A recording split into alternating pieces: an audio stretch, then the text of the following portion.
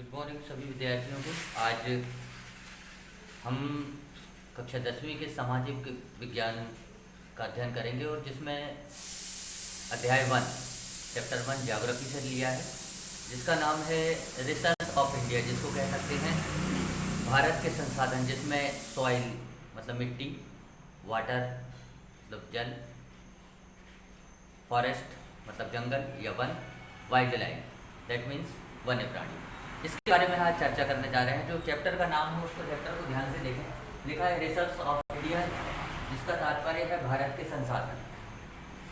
अब भारत के संसाधन में जिन चीज़ों को शामिल किया जाता है, भारत में जितने भी संसाधन हैं, पहले तो इनका अर्थ समझ लें, उसके बाद में हम चैप्टर पर पहुँचेंगे। जिन चीज़ों का जो संसाधन की बात की जाती है, भारत में कौन कौन से संसाधन या पृथ्वी पर कौन कौन से संसाधन उपलब्ध हैं, उसके बारे में मिट्टी है मतलब सॉइल या वाटर जिसको जल कहते हैं, फॉरेस्ट मतलब वन, और वाइल्ड लाइफ का मतलब है वन्य प्राणी। इन चीज़ों को हम प्राप्त करते हैं। और जैसा कि टॉपिक है कि संसाधन, संसाधन किसे कहते हैं? संसाधन का मतलब होता है रिसर्च। रिसर्च किसे कहते हैं? तो research are those aspect which facilitate the satisfaction of human wants or help to solve the problem। मानवीय आवश्यकताओं की पूर्ति करने हेतु अथवा उनके किसी कठिनाई का निवारण करने के लिए जो भी चीज़ें हमको काम में आती हैं, वो सारी की सारी चीज़ें संसाधन कहलाती हैं। जितने भी स्रोत हमको प्राप्त होते हैं वो सभी संसाधन कहलाते हैं। दूसरे शब्दों में यह कह सकते हैं, कोई वस्तु, एनीथिंग या तत्व संसाधन तभी कहलाता है जब उससे मनुष्य की किसी आवश्यकता की पूर्ति होती है। कोई भी चीज़, अगर मैं यह पेन लिया हूँ, यह मेरे लिए एक संसाधन का काम करेगा। क्यों? क्योंकि मैं इससे अब अपनी आवश्यकता की पूर्ति करूँगा। जब किसी चीज़ से किसी व्यक्ति विशेष की आवश्यकता की पूर्ति होने लगती है तो वह चीज़ संसाधन कहलाती है, जिसका यूँ कह सकते हैं कि जैसे जल एक संसाधन है, वाटर इज आ रिसोर्स, पानी एक संसाधन है, जल एक संसाधन है, क्योंकि इससे मनुष्य व अन्य जीवों की प्यास बुझती है। जितने भी ह्यूमन हैं उन सभी लोगों की वो अपनी क्या करते हैं, इससे प्यास बुझाते हैं, इसलिए वह एक संसाधन है। खेतों में सिंचाई की जाती है और यह स्वच्छता प्रदान करते हैं, भोजन पकाने में आदि में हमारे लिए आवश्यक होता है। इन सभी चीज़ों की आवश्यकता पड़ती है, भोजन, नहाने में, कपड़े धोने में, फसलों को सींचने में, खेतों की सिंचाई करने में इनका यूज़ होता है। अतः जल को कह सकते हैं एक संसाधन है। भारत के अंदर में जो मौजूद है जल, या दुनिया के किसी भी जगह पर जो मौजूद है, वह मानव की आवश्यकता की पूर्ति करता है, और यदि वह मानव की आवश्यकता की पूर्ति करता है इसलिए वह एक संसाधन कहलाएगा। तो जल एक संसाधन है। इसी प्रकार वे सभी पदार्थ, ऑल द थिंग्स, वो सभी चीज़ें जो मनुष्य की आवश्यकताओं की पूर्ति करते हैं, जो किसी की नीड को फुलफिल करते हैं, जो भी चीज़ें किसी चीज़ की नीड को, किसी व्यक्ति की नीड को, किसी ह्यूमन की नीड को फुलफिल करते हैं, वो दैट्स आर काइंड रिसर्च। उन सभी को रिसर्च कहा जा सकता है। जिसमें हमने सबसे पहले बात की जल की। संसाधन मानव जीवन को सरल एवं सुखद बनाते हैं। Research make human life simple and happy. संसाधन व्यक्ति की लाइफ को, उसके जीवन को सुखी बनाते हैं। Primitive man was completely depend on nature. पहले के लोग, पूर्व समय में जितने भी लोग थे वो लोग नेचर पर डिपेंड रहते थे, ऑल टाइम नेचर पर डिपेंड रहते थे। ग्रेजुअली, धीरे धीरे, अब man's utilise element of nature, लोगों ने प्रकृति में मौजूद तत्वों का इस्तेमाल करना शुरू कर दिया। एलिमेंट्स दैट मीन्स तत्व, नेचर में जितनी भी चीज़ें मौजूद हैं उनको यूटिलाइज, उनका उपयोग करने लग गए। विथ हिज इंटेलिजेंस, अपनी बुद्धिमत्ता के साथ, फुलफिल देयर नीड्स, और अपनी आवश्यकताओं की उन्होंने पूर्ति की। Today those countries which have more resource, वो सभी कंट्री जिसमें बहुत ज़्यादा संसाधन है, are considered as a developed and prosperous. ऐसी कंट्री को डेवलप्ड कंट्री या प्रॉस्पेरस कंट्री कहा जा सकता है, प्रॉस्पेरस देश कहा जा सकता है।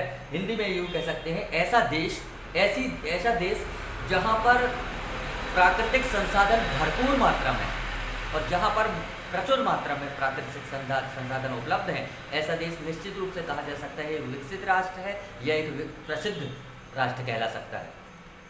We must understand that any element of nature is resource when it helps to fulfill human needs। हम यह कह सकते हैं और समझ सकते हैं कि प्रकृति के वे सारे तत्व, वे सारी चीज़ें जो मौजूद हैं और उससे मानव की आवश्यकता की पूर्ति होती है, ह्यूमन नीड्स की पूर्ति होती है, दैट आर कॉल्ड रिसोर्स। वो सभी चीज़ों को हम रिसोर्स के नाम से जान सकते हैं। किसी वस्तु या पदार्थ को संसाधन बनाना मनुष्य के हाथ में। मनुष्य अपनी बुद्धि, कौशल, तकनीक से प्राकृतिक तत्वों को अपनी आवश्यकताओं की पूर्ति के लिए उपयोगी तथा मूल्यवान बना लेता है। इस प्रक्रिया से प्राकृतिक तत्व संसाधन बन जाते हैं। संक्षेप में कह सकते हैं प्राकृतिक संसाधन तब बनते हैं, जो प्राकृतिक संसाधन हैं वो संसाधन तब बनते हैं जब व्यक्ति अपनी बुद्धि, कौशल तथा तकनीक से अपने लिए उसको उपयोगी बना ले, अपने लिए उपयोगी बना ले। जैसे कि यह है, इसका उपयोग तब तक नहीं है जब तक इसको मैं यूज ना करूं। इस पेन का जब तक यूज ना करूं, अगर यूज करने लगूं और किस तरह से मुझे इसका यूज करना है, किस तरह से इसको यूटिलाइज करना है, और जब इसका यूज करने लगूंगा तो किस बेस पर किया मैंने, अपनी बुद्धि से, अपने कौशल और अपनी तकनीक से इसका प्रयोग किया और अपने लिए आवश्यकता की पूर्ति का एक साधन बना लिया, तो वह एक संसाधन कहलाने लगा। मैकनाल एक दार्शनिक थे, भूगर्भशास्त्री थे, और उन्होंने, मैकनाल ने एक डेफिनेशन दी है, डेफिनेशन को याद रखेंगे, अच्छे से समझेंगे। प्राकृतिक संसाधन वे संसाधन हैं जो प्रकृति के द्वारा प्रदान किए जाते हैं तथा मानव के लिए उपयोगी होते हैं। प्राकृतिक संसाधन वे संसाधन कहलाते हैं जो प्रकृति के द्वारा प्रदान किए जाते हैं तथा मानव के लिए उपयोगी होते हैं। यह डेफिनेशन दी है मैकनाल ने, और इस डेफिनेशन के आधार पर अंत में, संक्षेप में यह कहा जा सकता है वे समस्त चीज़ें जो धरती पर मौजूद हैं और मनुष्य जिनको अपनी आवश्यकताओं के लिए प्रयोग में लाता है और उसके बगैर उसकी आवश्यकताओं की पूर्ति असंभव सी होती है, ऐसी चीज़ें जिससे आवश्यकताओं की पूर्ति हो सके उसे हम संसाधन कहते हैं या रिसोर्स कहते हैं। These are resource are 3 kind of resource. Personal resource,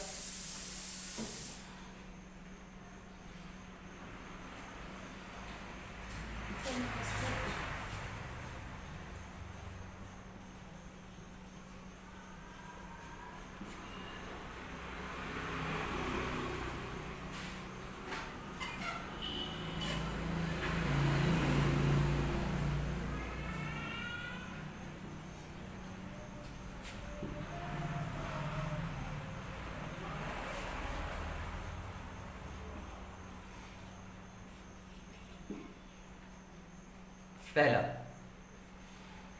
personal resource. There are 3 kinds of resource. 3 प्रकार के संसाधन होते हैं। पहला व्यक्तिगत संसाधन, जिसे हम पर्सनल रिसोर्स कहते हैं, जैसे किसी व्यक्ति की संपत्ति उसकी स्वयं की संपदा है, स्वास्थ्य, दक्षता आदि, ये चीज़ें पर्सनल रिसोर्स के अंतर्गत आती हैं। सेकंड है national resource.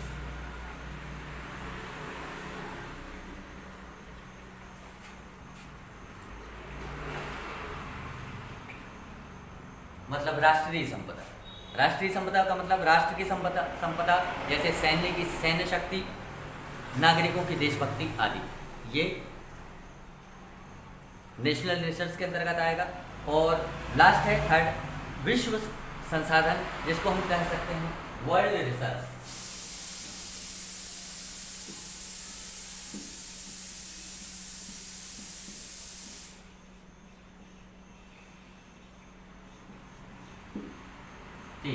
There are 3 kinds of resource.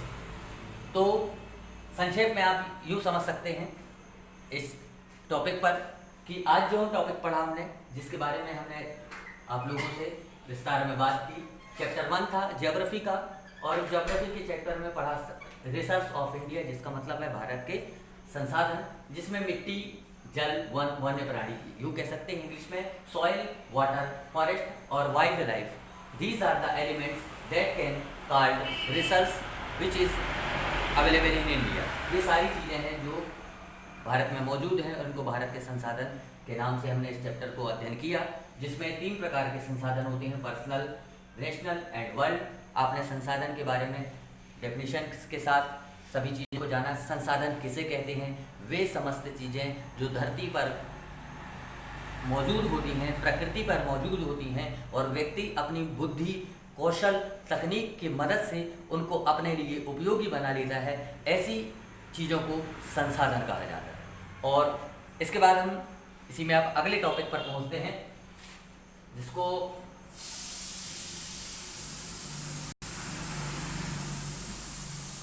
हम नाम देंगे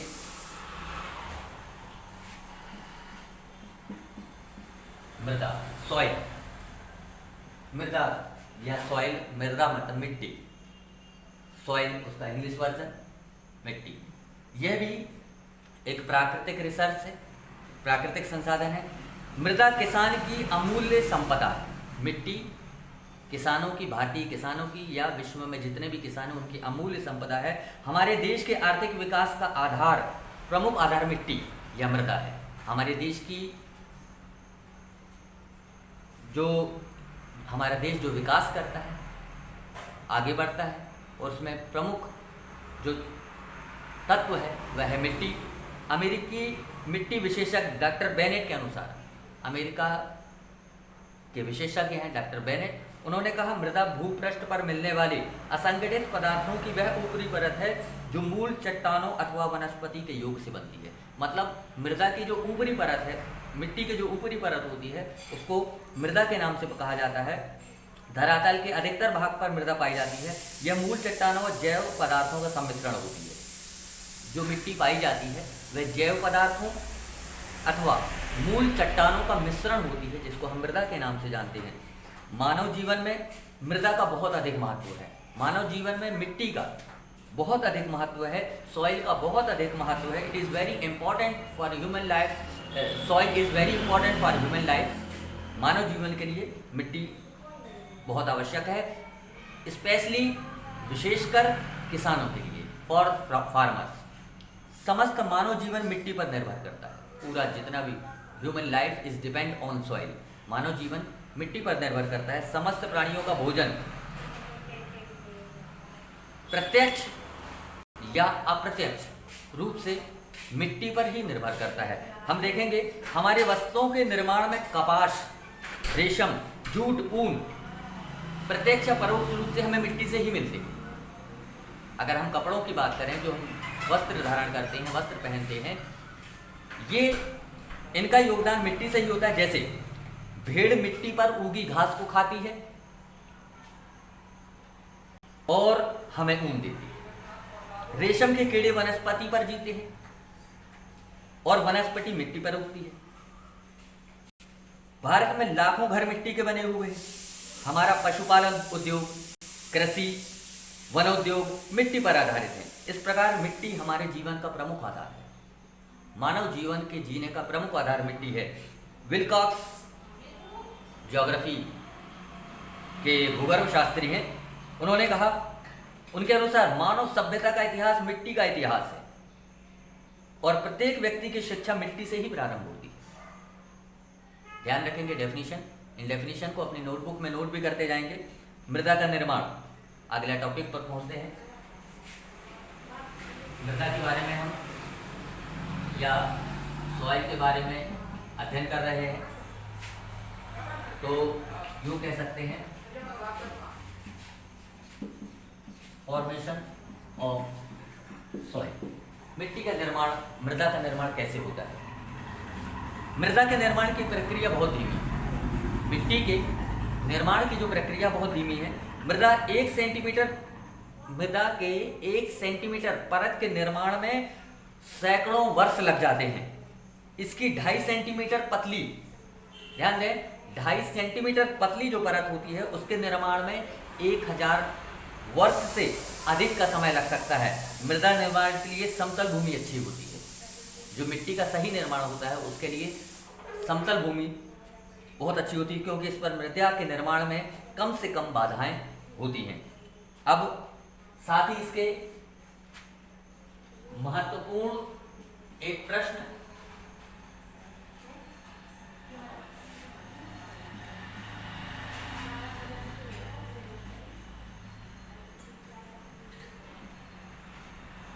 मृदा परिच्छेदिका। ये बात शुरू से लेकर आखिरी तक आपके लिए महत्वपूर्ण होगी, क्योंकि प्रश्न पत्र में बार बार यह प्रश्न पूछा जाता है। इस लाइन को मृदा परिच्छेदिका किसे कहते हैं, या इसका चित्र बनाइए या डायग्राम के द्वारा समझाइए। यह प्रश्न हर साल प्रश्न पत्र में पूछा जाता है, इसको आप तैयार रखेंगे। कहते किसे हैं, ध्यान दें। पूर्ण विकसित मृदा के लंबवत परिच्छेद में गठन, रंग और परतें के ऊपर एक बिछी होती। जो पूर्ण विकसित मृदाओं के लंबवत परिच्छेद में गठन, रंग और परतें एक के ऊपर एक बिछी होती हैं, मृदा परितों के विन्यास को मृदा परिच्छेदिका कहते हैं। और उनके जो एक के ऊपर एक जो परत तह जो लगी होती है, उसमें जो गठन होती है या उसका रंग होता है, उसको मृदा परिच्छेदिका के नाम से हम जानते हैं। दूसरी परत को, अब इसमें 2-3 परत होती है, इसको हम डायग्राम के द्वारा समझाने का प्रयास करेंगे। दूसरी परत होती है उसे उपमृदा कहते हैं। तीसरी परत को अपक्षयित मूल चट्टानी तथा चौथी परत को मूल चट्टानी होती है। जैसा कि अब मैं आपको चित्र के द्वारा यहाँ पर आपको बताने का प्रयास करूँगा, सभी विद्यार्थी देखेंगे।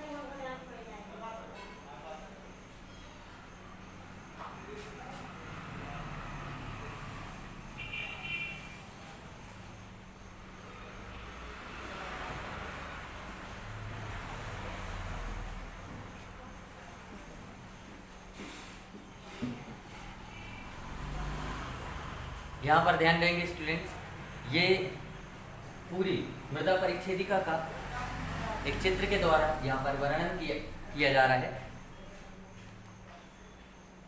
और ये है मृदा की ऊपरी परत पहले नंबर पर, फिर ये दूसरी परत, ये तीसरी परत और इसके बाद ये चौथी परत। दीज आर 4 टाइप्स जहाँ पर मृदा परिच्छेदिका के बारे में हम बात कर रहे हैं, कटान की बात कर रहे हैं, तो इस चित्र के द्वारा हम उसको प्रदर्शित कर सकते हैं। ध्यान से देखेंगे इस चित्र को, और इस चित्र के माध्यम से आप बहुत सारी चीज़ों को अपनी अध्ययन में एक बार जब पढ़ेंगे, आप अपनी बुक्स में आंसर एक बार पढ़ेंगे, उसका प्रयास करेंगे, सुनने का समझने का प्रयास करेंगे, तो आपको पता लगेगा। इस चित्र को आपको अपनी नोटबुक में नोट भी करना है, और उसको करने के बाद प्रत्येक का नामांकन करेंगे, और नामांकन के बारे में उसकी बातों को गहराई से पढ़ेंगे। तो ये चित्र के द्वारा प्रदर्शित किया गया मृदा परिच्छेदिका। इसके बाद अगले टॉपिक पर हम एक बार फिर से कल इसी टॉपिक पर आगे हम बात करेंगे, आगे आपको इसके बारे में समझाया जाएगा। तो आज के लिए इतना ही, अगली क्लास अगले टाइम।